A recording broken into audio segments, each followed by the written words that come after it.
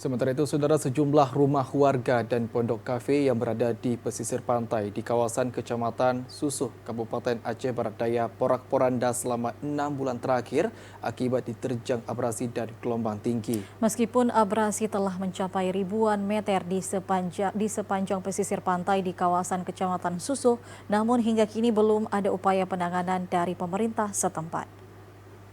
Rumah warga yang berada di pesisir pantai di kawasan Kecamatan Susoh, Kabupaten Aceh Barat Daya terancam hancur diterjang gelombang tinggi dan abrasi.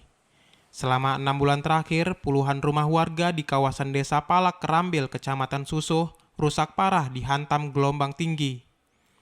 Meskipun puluhan rumah warga lainnya yang berada di pesisir pantai di kawasan Susuh terancam roboh ke laut, namun hingga kini belum ada upaya serius dari pemerintah dalam menanggulangi bencana yang datang setiap tahun saat musim cuaca ekstrim.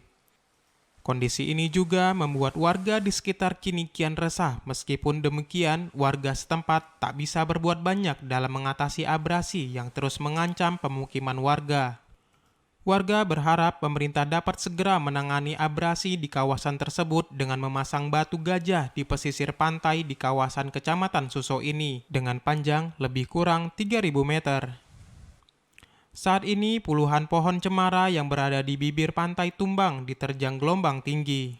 Ada turun bang dari tim dari kabupaten atau dari provinsi ini bang untuk Kalau setahu kita nggak nampak, kita lihat dia dulu. belum ada ya? Belum ada ya. Kalau harapan kita ya dibuat ya, Batu gajah ya? batu gajah. Muhammad Arif, salah satu warga, mengatakan hingga kini jarak bibir pantai dengan pemukiman hanya tinggal 20 meter lagi.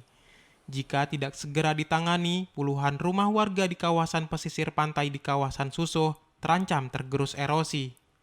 Dari Aceh Barat Daya, Aji Saputra, TVRI Aceh melaporkan.